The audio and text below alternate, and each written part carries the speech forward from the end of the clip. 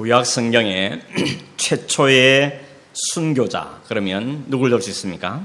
아벨, 맞아 죽은 아벨을 들 수 있겠죠. 신약 성경의 첫 번째 순교자는 오늘 등장하는 스데반입니다.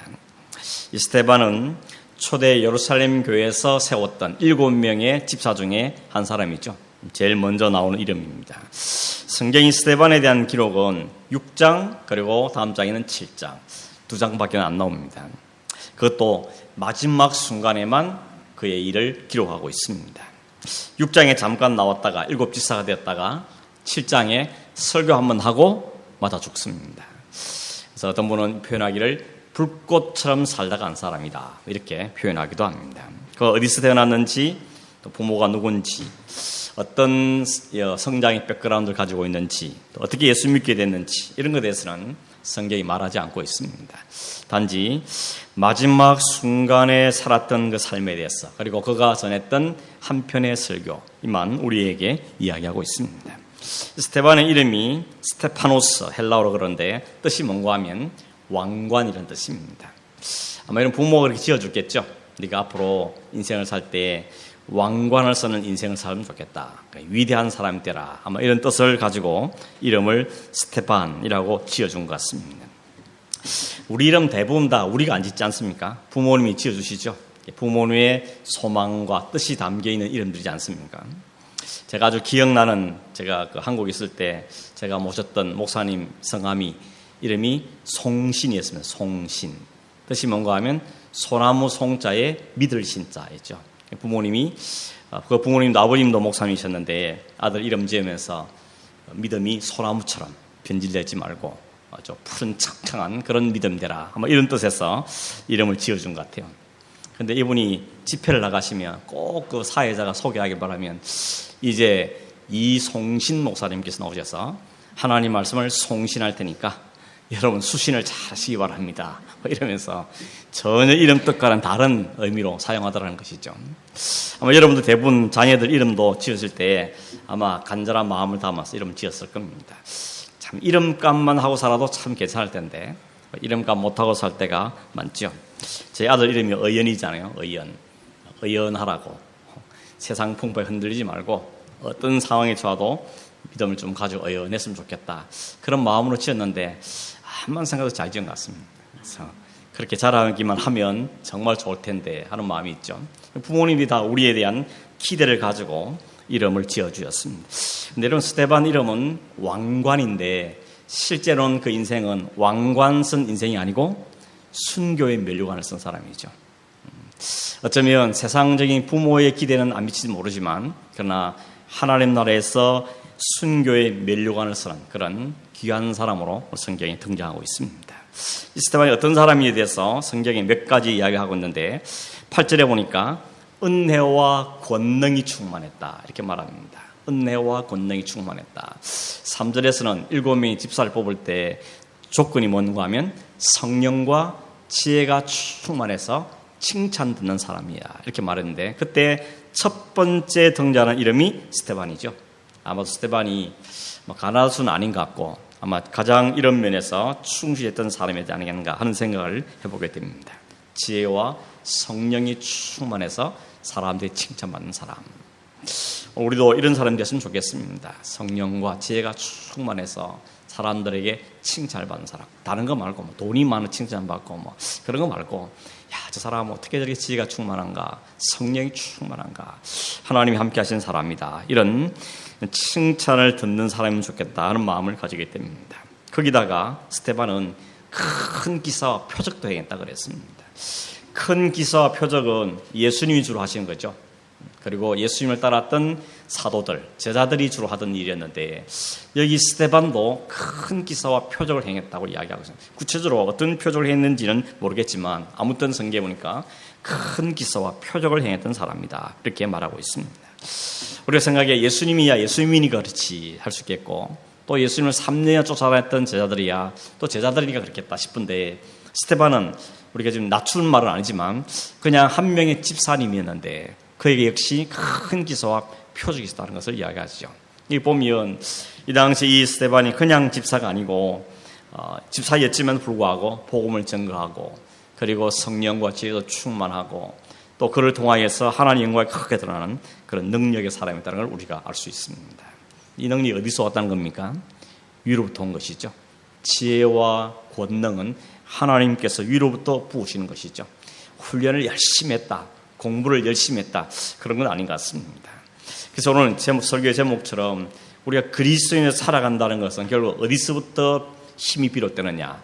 위로부터 온다는 것이죠. 위로부터 부어오시는 하나님의 큰 권능과 은혜가 충만했을 때 이런 삶을 살 수 있는 거구나 하는 걸 우리가 오늘 보게 되는 것입니다. 그래서 오늘 우리가 소망하는 것은 우리도 스테반처럼 이 세상을 살아가는 동안에 참 그리스도인으로서 능력이 있고 그리고 성령으로 충만하고 하나님 말씀을 전하는 데 담대한 그런 하나님의 사람 됐으면 좋겠다, 이런 마음들을 가지게 되는 것입니다. 이 사람이 돈이 많았다는 것도 없고 그 사람 높은 관리였다는 말도 없습니다.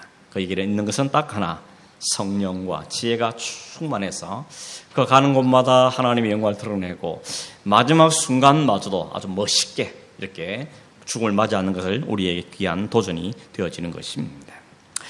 사도 바울이 그랬죠. 나의 나된 것은 오직 하나님의 은혜다, 이렇게 말했습니다. 사도 바울같이 대단한 사람도 그가 살아가는 힘은 내가 가진 지식도 아니고 내가 가진 실력도 아니고 혹은 내가 가문도 아니고 오직 위로부터 부어오시는 하나님의 은혜로 산다, 이렇게 고백하는 걸 보면서 오늘 우리들도 역시 내 안에 내가 그리스도인 살아가는 힘은 내 안에서 막 짜내는 것이 아니고 위로부터 부으시는 그 은혜 때문에 내가 이끌려가고 내 삶에서 그리스도 향기가 나타나기 시작하고 내 삶에서도 그리스도인다운 삶의 흔적이 드러나는 그런 삶을 살아가는 그런 저와 여러분 되기를 간절히 바랍니다. 근데 여러분 그다음에 그렇게 사는데 9절에 보니까 어떤 사람들과 논쟁을 했다 그랬습니다. 9절에 보시면 그 논쟁을 벌인 장소는 어딘가 하면 회당이죠. 회당인데 독특하게도 자유민들의 회당이다, 이렇게 말하고 있습니다. 이 자유민들이라는 게 뭔가 하면 로마 군대가 예루살렘을 포위하고 그 공격했을 때 예루살렘 성과 성전이 완전히 다 파괴가 됩니다. 그리고 많은 유대인들이 포로로 로마로 끌려가고 또 그로 인해서 유대인들이 끌려가고 포로 잡히고 했던 일들이 많았습니다. 그런데 AD 63년경에 폼페이 장군에 의해서 이들에게 자유가 주어지고 자유원인으로 선포가 되어집니다. 그래서 여러 흩어졌던 유대인들이 자유의 몸이 되어서 다시 예루살렘 막 돌아오기 시작했습니다. 그들이 모여서 회당을 짓고 그들 나름의 회당에서 신앙생활을 하기 시작했는데 그 사람들이 모인 곳이 자유민들의 회당이다, 이렇게 불립니다. 어디서 왔다 그럽니까? 여기 보니까 구레네에서, 알렉산드리아에서, 길리기아에서, 아시아에서 왔다, 이렇게 말합니다. 여기 구레네 그러면 딱 뭐가 떠오릅니까? 구레네 시몬 생각나시죠? 그 구레네라는 것은 지역 이름이거든요. 구레네에서 사는 사람, 구레네 출신이라고 말하는 것이죠. 구레네 사람 시몬. 이 구레네라는 것은 아프리카, 북아프리카 지역입니다. 알렉산드리아도 역시 북아프리카 지역이죠. 이런 지역에 해당되는 사람이었습니다. 길리기아는 아시아죠. 그리고 그 길리기아는 사도 바울의 고향이었던 다소가 있는 곳이 길리기아였습니다. 여러 지역에 흩어있던 사람들이 모였습니다. 그 흩어진 사람들 우리는 디아스포라라고 말하죠. 디아스포라 뜻이 뭔가 하면 흩어졌다 혹은 헛뿌림을 당한다, 이런 것입니다. 농부가 씨를 뿌릴 때 흩뿌린다고 이야기죠. 흩뿌려진 자들, 이곳저곳에 확 흩어진 사람들, 그게 디아스포라라는 뜻을 가지고 있습니다. 유대인들은 10명만 모이면 회당을 짓는다 그러거든요.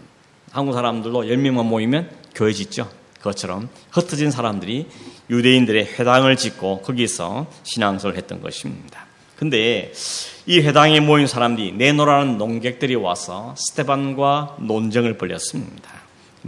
격렬한 말싸움을 했는데 결국은 어떻게 하면 10절에 보니까 스테반이 지혜와 성령으로 말하는 것을 이 사람들이 감당하지 못했다 그랬습니다. 이 말싸움에 못 이겼다는 것이죠. 도대체 이길 수가 없었다는 것입니다. 어떻게 스테반이 이렇게 이길 수 있었는가, 어떻게 이렇게 말을 잘했는가 하는 것인데 누가복음 12장 12절에 보면 예수님께서 저들에게 이런 말씀하셨습니다. 너희는 사람들을 두려워하지 말아라. 그들이 너희를 위협할 수도 있고 혹은 심지어 죽일 수도 있겠지만 너희들이 진짜 두려울 사람은 너희들 몸만 죽이는 사람이 아니고 몸과 영혼을 죽일 수 있는, 몸과 영혼을까지 좌우할 수 있는 그 권세를 가진 하나님만 두려워해라. 그렇게 말씀하셨습니다. 그런 다음에 혹시라도 너희들이 위정자나 회당이나 권세 있는 자 앞에 끌려가더라도 무슨 말할까 너무 걱정하지 말아라. 왜냐하면 어떻게 대답할지, 무엇을 말할지 마땅히 할 말을 성령께서 그때마다 너에게 가르쳐 줄 것이다. 이렇게 약속해 주셨습니다. 그 약속의 말씀대로 되는 거죠. 스테반이 끌려갈 때 무슨 말할지 막 준비하고 원고 쓰고 그러지 않았습니다. 근데 지혜와 성령이 충만해서 성령께 주시는 마음을 가지고 말을 했다는 것이죠. 그래서 성령의 지혜와 권능을 말하는 그 스테반 앞에 아무도 그걸 이길 수 있는 사람이 없었다는 것입니다. 그러면 어떻게 됩니까? 졌다. 이렇게 하고 순복해야 되는데 오히려 반대죠. 11절, 12절, 13절을 보니까 그 사람이 어떤 행동을 했는지를 말하기를 11절은 사람들이 매수하였다 그럽니다. 12절에는 백성과 장로와 서기관들을 충동시켰다고 이야기하고 13절은 거짓 증인들을 세웠다고 말합니다. 여러분 이게 참 나쁜 거죠. 사람을 매수하는 것, 그리고 사람을 막 충동질하는 것, 그리고 거짓 증인을 세우는 것. 이게 얼마나 나쁩니까? 세상에서 이거 참 못된 짓이지 않습니까? 사람을 돈으로 매수하고 권력을 가지고 매수하고 혹은 막 옆구리 찔러서 충동질하고 혹은 참이 아닌 거짓 증인들 막 세우고 이런 얼마나 나쁜 일이겠습니까? 정상적인 방법으로는 안 되니까 이런 비정상적인 얄팍한 이런 비겁하고 야비한 수단들을 동원해서 이 스테반을 올가맨 것입니다. 매수하고 충동질하고 거짓 증인을 세운 것이죠. 여러분 이렇게 하는 것은 사실은 전문가는 사탄이죠. 사탄이 여기 전문가입니다. 충동질하고 매수하고 거짓 증인을 세우고 사람을 속이고 이게 사탄이 하는 짓이죠. 그래서 여러분 우리가 사탄에 이용되지 않도록 우리가 경각심을 가질 필요가 있는 것입니다. 내가 원하지도 않음에도 불구하고 내가 이런 일에 매이게 되면 사탄의 놀이가 될 수 있는 그때죠. 인간은 늘 당해왔습니다. 첫사람 아담 하와부터 당했죠. 사탄이 싹 찾아와서 슬그머니 유혹하니까 그냥 넘어가서 오히려 하나님께 대항하고 반항하고 그러지 않았습니까? 이들은 스데반을 모함했습니다. 어떻게 모함했다 그럽니까? 11절에 보니까 이 사람이 모세와 하나님을 모독한 말을 우리가 들었다 그럽니다. 모세와 하나님을 모독한 말을 들었다. 13절에는 이 사람이 이 거룩한 곳과 율법을 거슬러 말하는 것을 들었다 그럽니다. 14절에는 이 사람의 말에 나사렛 예수가 이곳을 헐고 또 모세가 우리에게 전하여준 규례를 고치겠다 하는 것을 우리가 들었다. 이렇게 말합니다. 정리하면 두 가지죠. 하나는 뭡니까? 성전을 모독했다는 것. 또 하나는 율법을 모독했다는 것입니다. 이 두 가지를 이야기하죠. 사실은 이것은 예수님을 십자에 내몰았을 때 이 두 가지죠.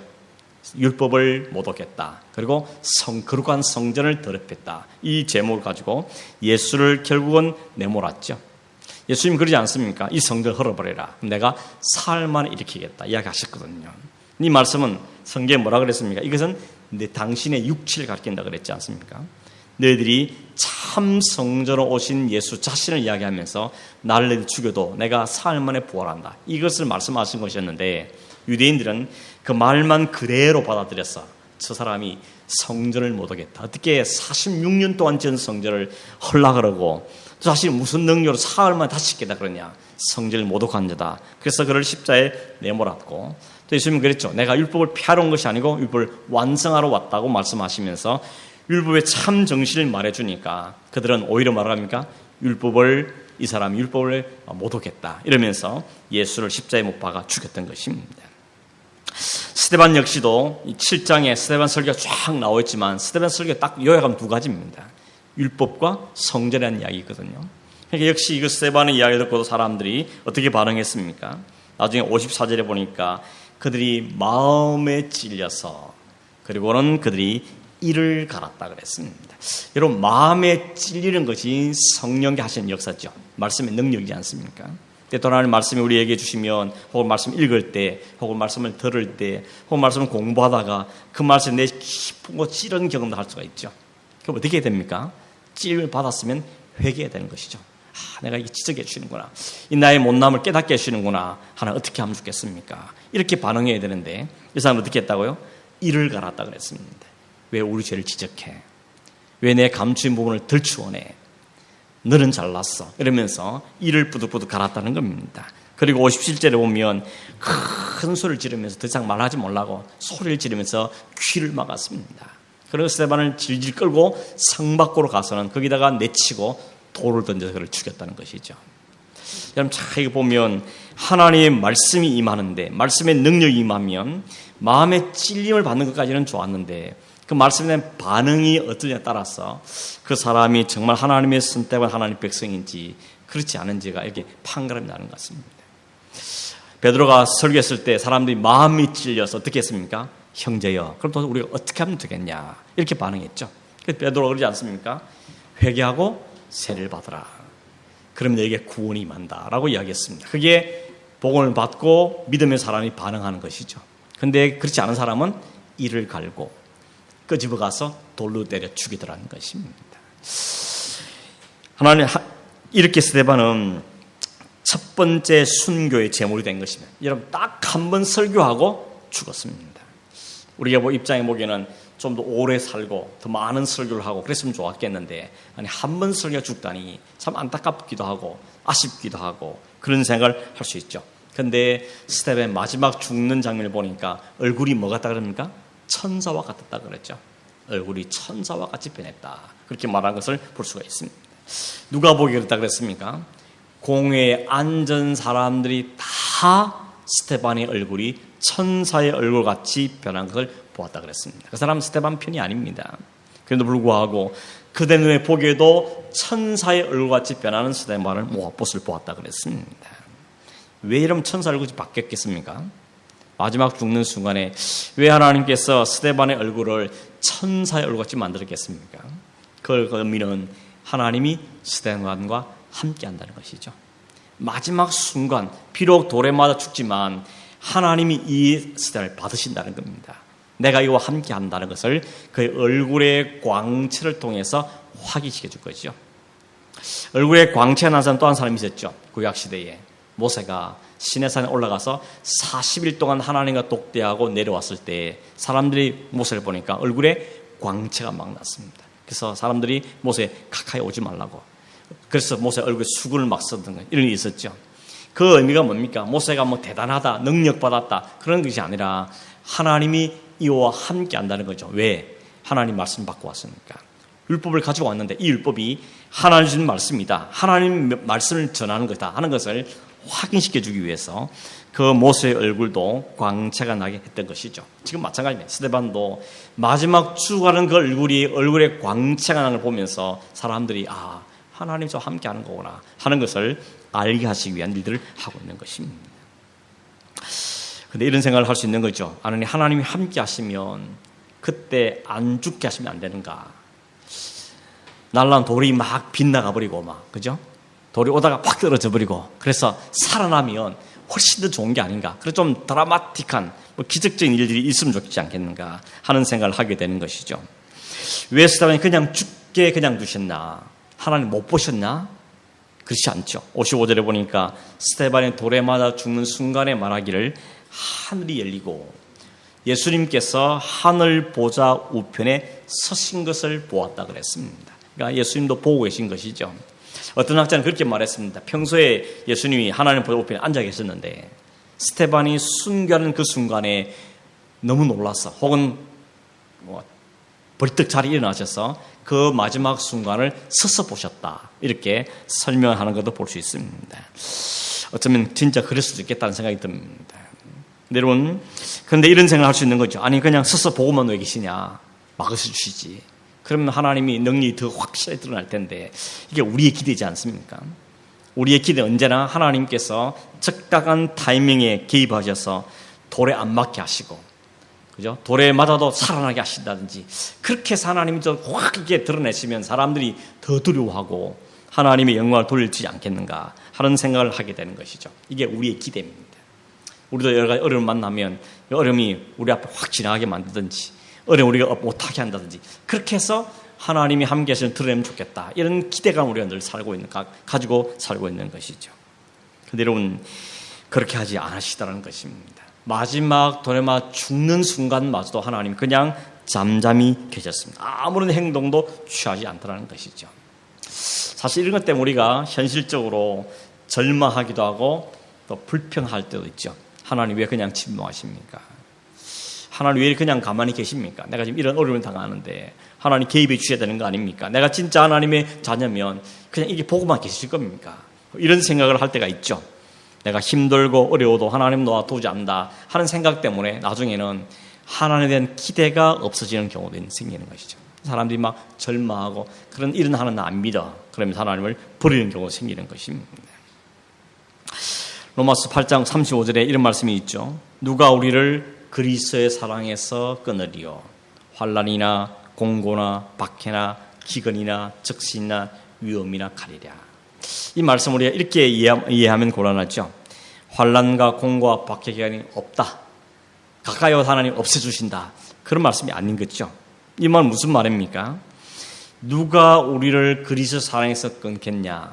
환난이 와도 칼이 와도 설사 죽는다 할지라도 우리를 하나님의 사랑에서는 끊을 수가 없는 거다. 이 말씀이지. 이 말씀이 환난도 없을 거다. 다 비껴간다. 그런 말씀은 아니라는 것이죠. 스데반 경우 그런 거죠. 스데반이 죽었으니까 하는 사랑이 끊어진 겁니까? 절대 그렇지 않지 않습니까? 오히려 그러면 스데반이 죽으면 왜 그냥 내버리시는가? 하나님이 그에 주신 사명이기 때문에 그렇습니다. 스데반이 주신 사명은 뭡니까? 이 초대교회의 첫 번째 순교의 제물. 그게 스데반이 주어진 사명이었습니다. 그 스데반의 순교를 통하여서 하나님께 하실 일이 있었던 거죠. 그래서 그의 준 삶은 그 귀한 것은 부모의 기대는 왕관을 썼는 건지 모르지만 하나님의 주신 사명은 순교의 면류관을 썼던 것이었습니다. 그게 하나님의 사명이었던 거죠. 결국 우리 그리스도인이 산다는 것은 내가 원하는 기도로 사는 것이 아니고 하나님이 기대하시는 삶을 사는 것이죠. 우리가 해야 될 일은 뭔가 하면 하나님 내게 기대하는 삶이 뭔지를 아는 게 너무 중요한 것이죠. 나는 어떻게 살기를 원하시는가. 그 사명을 발견하고 그 사명을 살아낼 수 있도록 하나님께서 지혜도 주시고 권능도 주시고 성령을 함께 하시는 것이죠. 그게 선교사든지 그게 목사든지 그게 그냥 집사든지 관계없습니다. 뭐가 중요한 게 아니고 내가 하나님께 받은 사명은 뭔가 하는 것을 아는 것은 너무너무 중요한 것입니다. 이게 확인이 안 되니까 뭐라 그럽니까? 맨날 남의 사명 부러워하는 것이죠. 저 사람은 저렇게 하는데 나는 이건 뭐야? 나는 아무것도 아니야. 이렇게 불평하기 쉬운데 그렇지 않다는 것입니다. 스데반의 경우는 하나님 그를 통해서 첫 번째 순교의 제물을 받으시기를 것이 하나님이 원하셨다는 것입니다. 그리고는 그 사명을 위해서 스데반의 말, 스데반의 태도, 마지막 죽는 순간까지 주님과 너무 닮은 모습으로 살죠. 말도 행동도 마지막 죽는 순간까지도 주님의 모습을 잘 드러내고 살아가더라는 것입니다. 그래서 여러분 스데반은 안 겁니다. 마지막 순간에 하늘이 열리고 주님께서 하늘 보좌 우편에서 계시면서 자기를 맞이해 주시면서 너 잘했다. 너 순교의 면류관 쓰고 내게 와라 하는 그 주님을 보았기 때문에 그 마지막 순간에 얼굴이 천사의 얼굴같이 되었다는 것입니다. 이게 여러분 얼마나 중요한 사실인지 모릅니다. 내 사명을 알고 그 사명의 삶을 살 때에 그 환경과 사건에 어떤 관계없이 그 사명을 감당하는 그 사실 때문에 내가 하나님 쓰임받은 그 사실 때문에 얼굴이 천사일같이 변하는 것 얼마나 우리의 부러운 모습입니까? 여러분 마지막 순간에 삶을 다 살고 가시면서 정말 천사일같이 가시는 분 종종 보죠. 인종할 때 보면 그분의 특징이 뭔가 하면 하나님을 보내시는 삶을 잘 살았습니다. 이제 내 갈 길 다 감당했습니다. 주님 부르시는 곳에 갑니다. 이 사명에 완성한 그 삶을 보면 평안과 얼굴의 미소와 때로는 얼굴에 광채가 나는 이런 삶을 사는 것 같아 가는 분들이 참 많은 것입니다. 여러분 스데반의 순교 죽음이 헛된 게 아니라는 게 어떻게 증명되는가 하면 스데반의 순교한 다음에 두 가지 획기적인 사건이 일어납니다. 하나는 뭔가 하면 스데반의 그 순교를 기점으로 예루살렘에 핍박이 났다 그랬죠. 큰 핍박인 게 무슨 좋은 일이라고 싶지만 그 핍박이 복음이 온 열방에 확산되는 중요한 도구가 됐지 않습니까? 사도행 1장 8절에 성령이 임하시면 예루살렘과 온 유대와 사마리아와 땅 끝까지 복음이 증거된다 그랬는데, 그 정의된다 그랬는데, 그 말씀에 계기가 된 것이 도화선이 된 게 이 스데반의 순교였지 않습니까? 그 스데반의 순교를 기점으로 해서 사도를 제외한 하나님의 사람들이 막 각지에 흩어지게 된 것이죠. 그리고 하나님 말씀대로 이방의 선교의 문이 열리기 시작한 것입니다. 또 하나는 뭡니까? 이 스데반의 순교의 계기로 또 하나의 획기적인 사건은 뭔가 하면 사울이라는 사람이 변화되는 것이죠. 여기 보면 이 스데반이 죽을 때 이 바울이 거기 있으면서 그 일을 주도했던 것 같습니다. 근데 그 일이 지난 다음에 하나님은 스데반 데려가시고 이제는 사도 바울을 사로잡으시죠. 사도 바울을 통해서 온 이방의 복음이 전거되는데 쓰시는 것입니다. 여러분 그렇게 본다면 스데반은 그저 어떻게 산지도 모르겠고 어떻게 자란지도 잘 모르겠고 마지막 순간만 설교 한 번 하고 죽었는 것 같아서 너무 아쉬운데 그냥 그거 아쉬운 게 아닌 것이죠. 사명을 다하고 갔으니까 그런 천사 일굴을 하고 갈 수 있었던 것입니다. 결국 얼마나 사느냐, 얼마나 큰 일을 하느냐 그게 중요한 게 아니고 하나님이 보내신 그 사명을 감당하고 가면 그것으로 감사하고 그것으로 만족하고 자족한 것이죠. 불행한 사람은 내가 받은 사명이 뭔지를 모르고 사는 사람인 것입니다. 사명을 받아도 그 사명을 충실히 못하고 사는 게 불행한 것이지 그 사명을 다 감당하는 산다면 그것은 기쁨으로 충만한 것이죠. 여러분 얼굴은 마음의 표현이지 않습니까? 우리가 간혹 그러지 않습니까? 오늘 집에 무슨 안 좋은 일이 있습니까? 왜 얼굴이 어둡습니까? 혹은 좋은 일이 있습니까? 이렇게 화납니까? 얼굴은 마음의 표현이지 않습니까? 지금 스데반의 얼굴이 천사 얼굴 뵀다는 것은 뭡니까? 속은 아닌데 얼굴만 드러난 건 아니겠죠? 마음이 기쁘다는 것이죠. 성령 충만하다는 것이고 감사하다는 것이 뭐가 감사했겠습니까? 비록 그는 돌에 던지는 것 때문에 얼굴이 터지고 깨지지만 내가 주의 영광에 살 수 있다는 것, 주님이 보낸 그 사명을 감당하겠다는 사실 때문에 그런 마음이 기뻤던 겁니다. 그래서 얼굴은 터질지 모르지만 그 심령이 충만했고 감사가 충만하고 하나님 보낸 사명을 감당했다는 것, 하나님께 내가 쓰임받은 사실 때문에 그런 마음이 기뻤던 것입니다. 그래서 얼굴이 천사 얼굴처럼 변했다는 것이죠. 그 여러분 이미지로 막 짜낸다고 되겠습니까? 기뻐해야지 이게 되겠습니까? 성령이 충만하고 하나님 자신 사명이 확인되고 내가 그 사명을 살았다는 것 사실이 확인될 때 그의 마음이 그의 삶이 그 얼굴 표정마저도 그에게는 영광스러운 표정이 되었다는 것입니다. 스데반이 주는 가장 큰 축복은 것 같아요. 마지막 순간에 하늘이 열리고 주님을 보았다는 것, 이게 얼마나 축복스러운 일입니다. 그리고 주님이 분명히 두 팔 벌려서 그를 맞이했을 때인데 그 하나님을 보는 것이 얼마나 축복스러운 게 있습니까? 나중에 바울도 그러지 않습니까? 자신의 사명을 깨달았고 그 사명에 부르심 받은 그 사명을 확인했을 때 그는 이런 고백하죠. 내가 살든지 죽든지 이런 표현이 나오게 되는 것이죠. 여러분 살든지 죽든지를 고백할 수 있다면 그 고백은 최대 고백인 것이죠. 우리는 다 죽는 게 너무 두렵고 죽을까 봐 걱정하는데 살아도 좋고 죽어도 좋고 그러면 그 사람은 얼마나 대단한 사람이겠습니까?